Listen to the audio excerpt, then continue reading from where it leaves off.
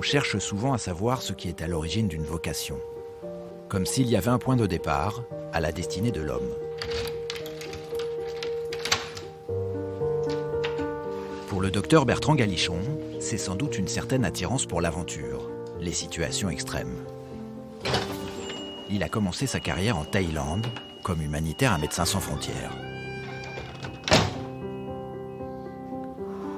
J'ai beaucoup vomi aussi. Sachant que, faut dire quand même que le samedi soir, quand j'avais une migraine et tout ça, et ben, je faisais la bringue. La bringue? Ouais, enfin, j'avais un peu... Aujourd'hui, il est urgentiste à l'hôpital Lariboisière à Paris, le plus grand service d'urgence de France. Une sorte de cour des miracles où se côtoie chaque jour toute la détresse de la société. Comment ça va? Qu'est-ce qui s'est passé ces derniers jours? Pour moi, l'intérêt majeur de travailler aux urgences, c'est qu'on voit l'évolution du pouls d'une société. Et puis on voit la réalité humaine de chacun.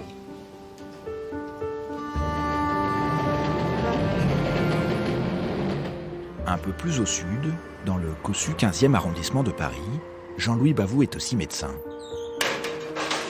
Un médecin de ville à l'ancienne, proche de ses patients. Lui préfère parler de médecin de famille. Tous les deux s'interrogent, doutent. Comment tenir face à la souffrance, comment faire vivre sa foi. En fait, comment être chrétien.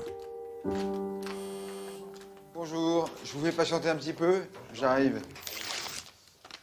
Tes oreilles te font pas mal du tout?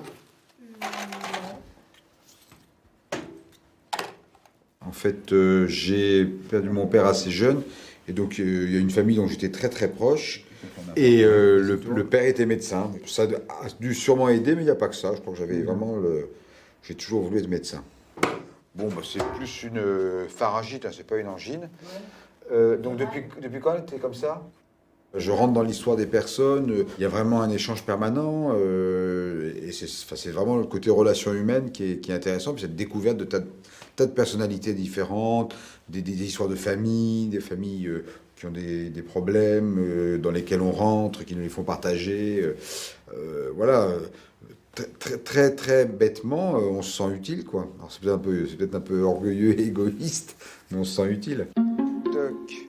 Hop, appuyez bien fort. Ah, ça y est, c'est déjà fait? Oh bah oui, ouais. Je pique plus vite que mon ombre. Hein. Bon, je me suis dépoilé beaucoup plus que nécessaire, hein. Mais c'est un grand classique, ça vous arrive ça, quand vous avez des patients, vous leur demandez quelque chose, ils sont déjà à poil pour... oui, ça arrive. Ah, ça arrive, ça. Hein. Ouais. Hein, Allez, quand on va chez le médecin, on est prêt à tout donner.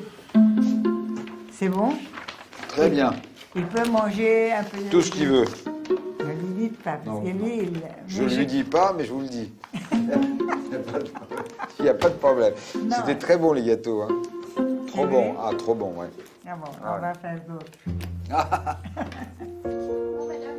Voilà, bonne fin de journée. Merci, docteur. Au revoir. J'irai voir à la paroisse. Oui, vous leur demandez ça, ils auront sûrement de quoi vous faire des choses. Merci beaucoup. Bonne fin de journée, au revoir.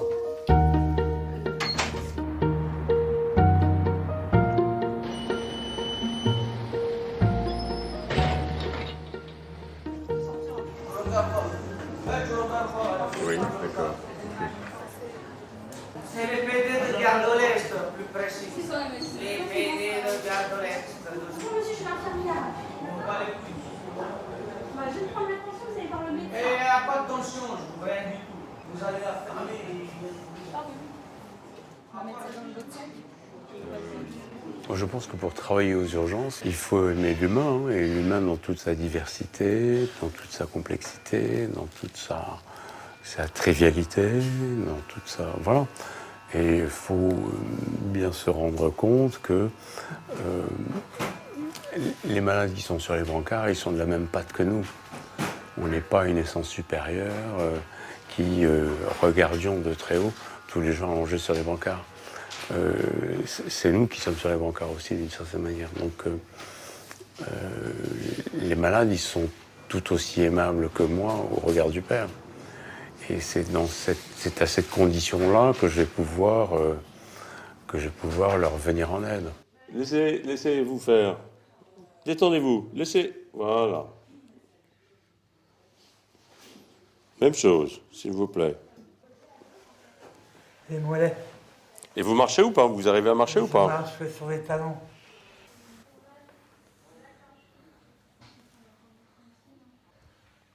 Je vous fais mal? Oui, un petit peu. Ça fait mal, ouais. Oui, un petit peu. Pas très grave. Comment? C'est pas très grave.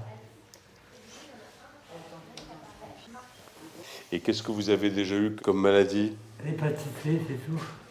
Hépatite C? Oui. Ah bon? J'ai pas mal, ouais. Et l'hépatite C, vous le... J'ai chopé ça avec l'héroïne. Et vous avez quel âge avec tout ça? Et 46, je crois. Très bien. Je crois. Une question à 100 francs aussi. Vous avez bu aujourd'hui ou pas? Non, j'ai pas bu aujourd'hui, pas d'alcool. C'est sûr.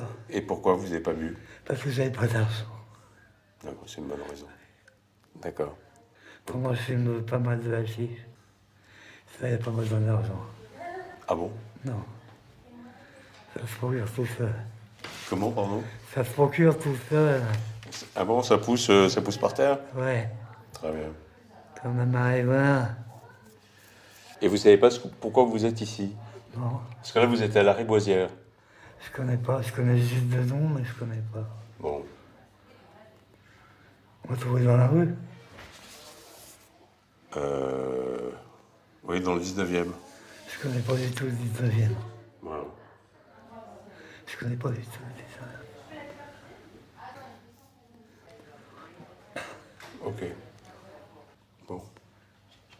Bon, bah, on va faire tout ça. Je reviens vous voir après, d'accord? Oui. Ok? Oui. On vous garde, là. Ok. Mal au bras. On va voir tout ça, ok? Vous avez envie de vous reposer surtout, je pense. Hein? Vous êtes fatigué, je pense.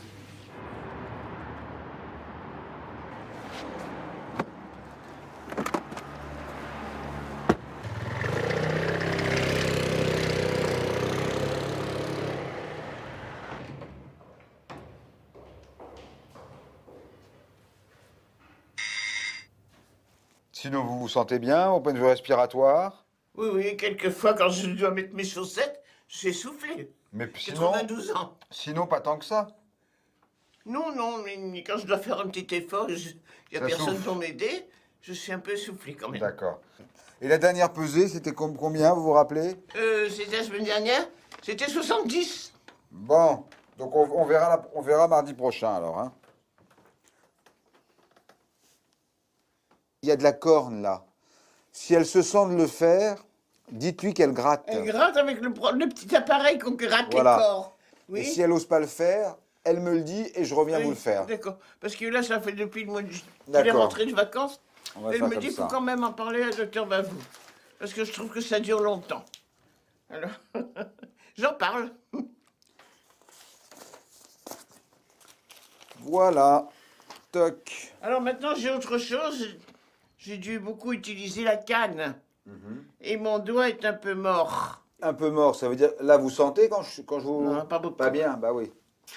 Alors, je sais. Alors, le kiné me fait faire des mouvements tous les matins. Je donne la bénédiction.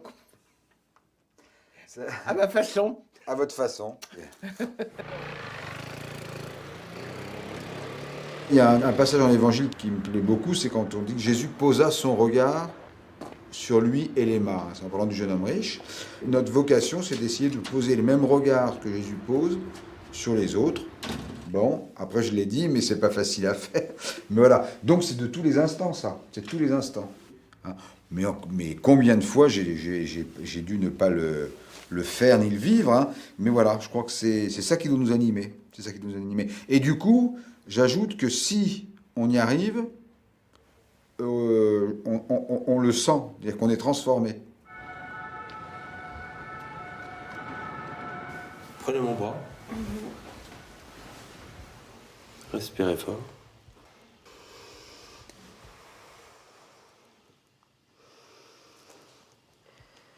Allongez-vous.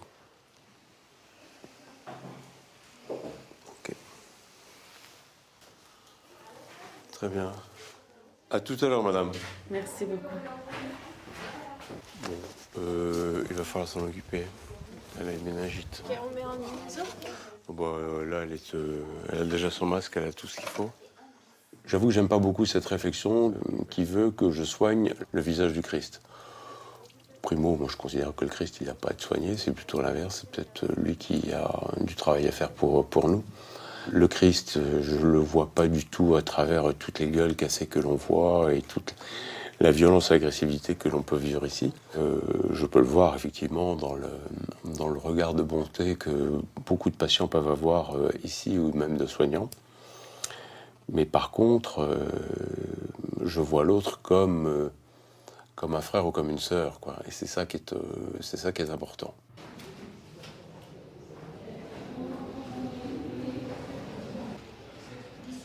Je ne suis pas venu pour les bien portants, mais pour les malades.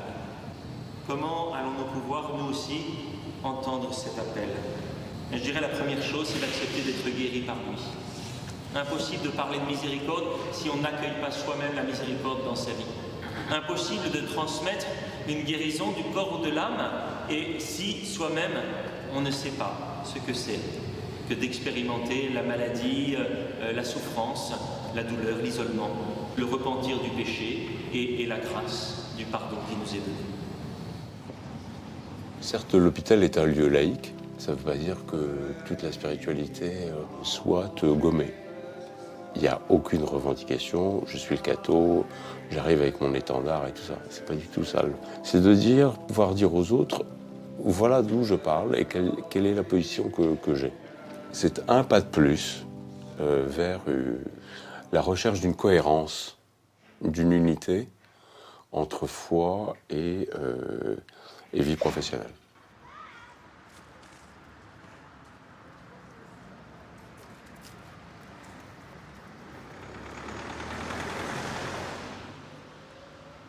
Oui, c'est pour ça que j'avais publié dans la Croix là, de mardi une petite chronique sur le thème de la présence chrétienne dans le soin. Voilà. Bon, effectivement, le médecin chrétien est un bon technicien, mais il ouvre les questions générées par la technique sur un autre horizon, donc une transcendance sous laquelle l'homme vit. Voilà, et le chrétien croit à ça.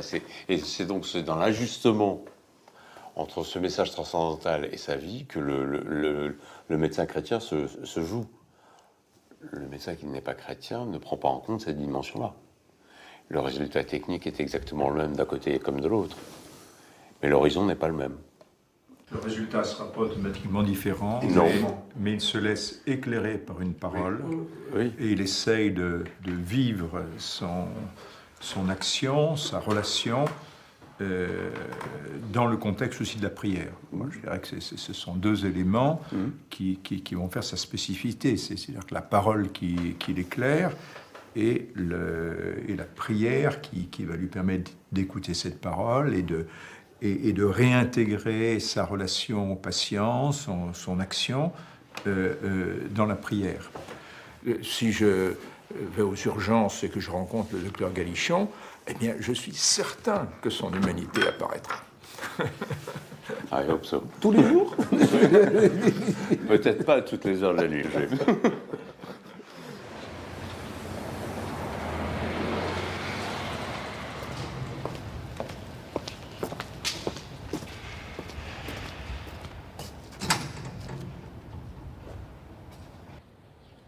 On est là pour partager entre nous notre foi ou nos questions à propos de la foi.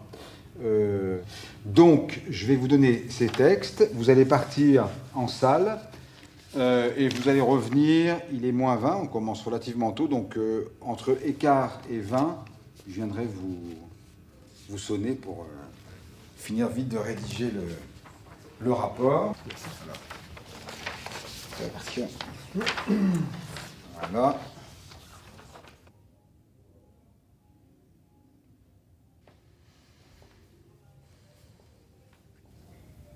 Toutes ces soirées-là, de préparation au baptême, je termine une journée plutôt relativement longue. Donc je me dis, bon, ce soir, j'ai encore une réunion.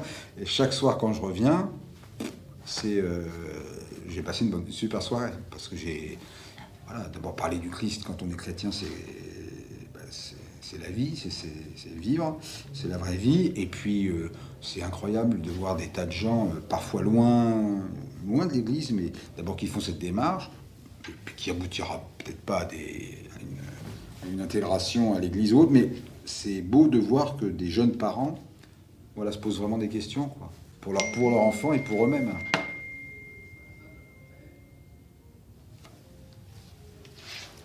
C'est un de mes fils qui m'envoie un texto. Le moment le plus sympa, là.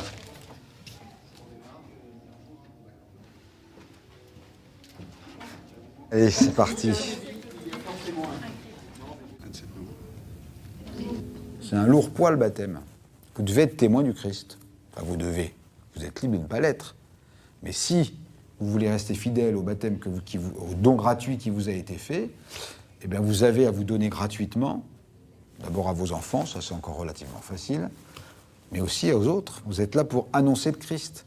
Et si on travaille, si on vit avec amour ce qu'on fait, si on rayonne autour de soi, moi je parle du cantonnier parce qu'on en a un dans notre rue, là j'habite dans le 15e, qui chante tout le temps, qui chante, enfin il est chrétien parce qu'il chante des chants de l'Emmanuel, mais bon, mais il est heureux ce type-là. Et ben tous les gens s'arrêtent pour lui parler. Il fait partie de la vie, parce que c'est un témoignage ce type-là. Et ça c'est la royauté du chrétien, ça. Et toute petite chose faite pour faire grandir le monde, c'est une petite bonne action, ça fait monter l'univers vers Dieu. Et tout petit, ça va descendre. Donc la royauté c'est une lourde responsabilité, la royauté du chrétien. Donc vos enfants, ils seront prêtres, prophètes et rois.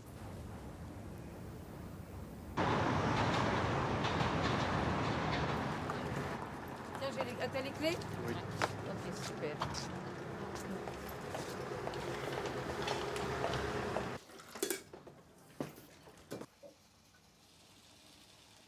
On était dans le Lot, Camille était avec 10 copains archi sympas.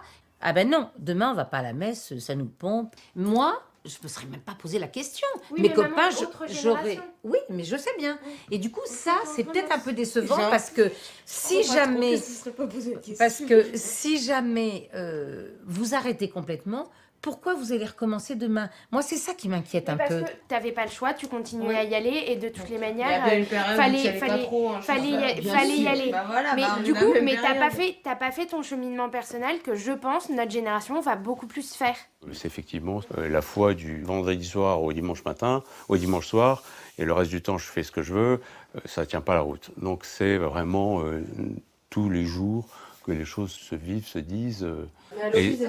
Aussi, hein. Non. À l'hôpital, tu dis pas bonjour, je m'appelle Bertrand Galichon et je suis catho et je suis président des médecins catho. Tu le dis pas à l'hôpital. Non, je ne le dis pas à l'hôpital, mais ils savent tous que je suis catho. Mais ils le savent pourquoi? Mais ils le savent comment? Ils le savent comment? Parce que non, parce qu'il y a le téléphone arabe qui marche à fond, Ah oui, bah voilà. et il y a la Saint-Luc que l'on organise depuis maintenant. Oui, c'est ça, une petite dizaine d'années. Et puis, j'ai pris des positions dans le service, par exemple pour défendre les aides-soignants qui avaient des marques de leur religion et qui on a demandé vertement de les enlever, alors que ça gênait personne et que ça faisait des années qu'ils les portaient. Et non, c'était application de la norme. Et c'est ça qui est terrible. Voilà, et ça va être l'objet de ma prochaine chronique dans la cour. Voilà. Nous avons hâte. Voilà. Suite au prochain épisode.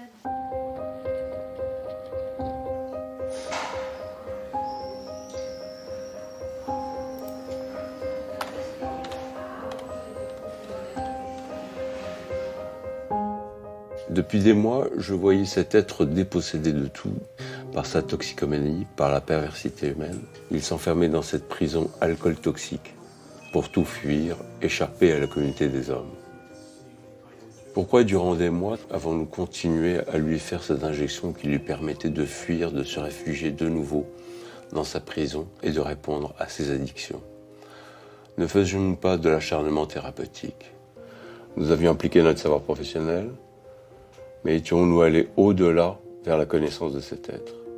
Nous sommes restés au niveau du savoir, du technique, de l'opposable. étions-nous dignes face à un être aussi perdu? Cette histoire est très ancienne, mais elle m'habite toujours. Est-ce qu'il fallait soigner cet homme ou cette femme? Je ne sais pas. On l'appelait elle, lui, on ne sait pas qui c'est. Et elle, lui, on l'a su quelques mois après, qu'il était mort au fond d'un commissariat d'un état de mal convulsif. Voilà. La société a répondu à ce qu'elle devait faire, mais elle n'a rien fait.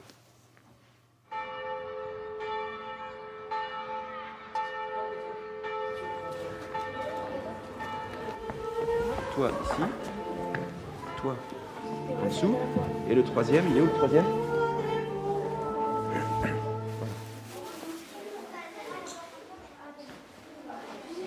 C'est la dalmatique, c'est le vêtement liturgique du diacre. Ça fait un peu Renaissance, ça fait un peu... Voilà. Enfin bon, voilà, maintenant c'est pour la liturgie de cette célébration de messe des familles, ça se passe comme ça, et finalement, bon, voilà, je me mets au goût du jour.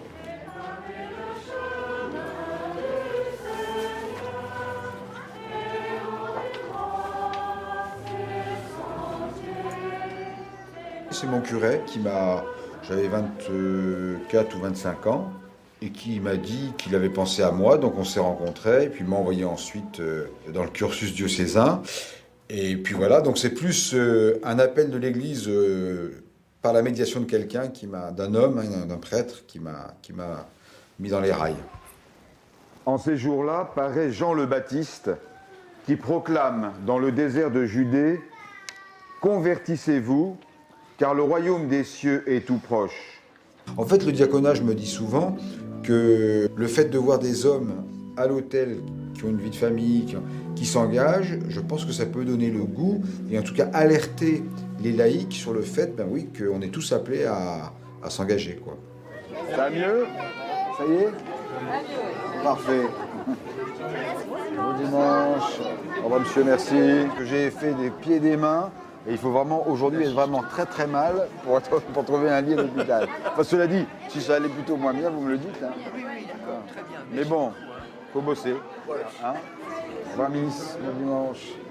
Merci. Bon, bah c'est bon là. Hein, on va y aller.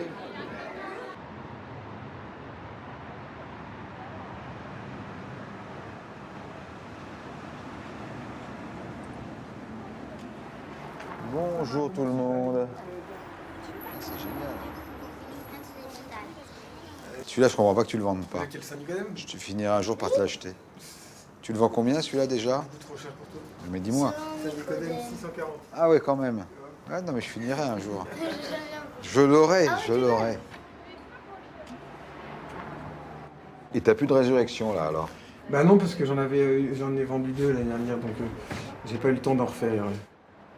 C'est lui qui m'a donné le goût en me trimballant dans les églises, dans les musées. Après, j'ai développé ça moi-même, mais c'est vrai qu'à la base, tout ce qui est art sacré, tout ce qui est parole biblique, tout ce qui est tradition, ça vient beaucoup de lui. Oui. De manière assez simple, à la maison, on a toujours discuté des écritures saintes, des problèmes de foi. Des problèmes de foi. On s'engueulait même, hein, on n'était pas d'accord. On a souvent des débats de foi et des choses comme ça. On n'est pas forcément tout le temps d'accord, mais justement, ça nous fait tout le temps réfléchir, chacun de son côté, que ce soit entre nous deux, mais avec mes autres frères et sœurs, où personne n'est jamais d'accord, complètement. Et c'est une petite pression, même pour moi, quand je bois avec mon fils, je me dis qu'il faut que je puisse transmettre aussi ma foi de cette manière-là, par l'exemple, parce que moi, je suis convaincu, pour le coup, au point de vue de ma foi, que l'exemple, c'est la façon de vivre, c'est la première chose de la foi. C'est le Christ d'ailleurs qui le dit, hein, qui dit on vous reconnaîtra à être mes disciples de la manière dont vous aimez les uns les autres. Pour moi, c'est... Le fait de me dire que mes 6 enfants sont croyants, c'est pas pour moi une fierté du tout, parce qu'on fait ce qu'on peut dans la vie et il peut arriver des tas de choses, mais c'est génial. Je suis vraiment très heureux parce que pour moi, ils ont l'essentiel, quoi. Ils ont une force en eux, une espérance, ils ont une vision de la vie positive, une vision des autres positive, même si encore une fois, ils sont comme tout le monde. Hein, mais voilà, il y a une dynamique de fond, c'est une lame de fond la foi, hein, c'est quelque chose qui fait vivre, hein, qui fait avancer, et donc c'est un cadeau.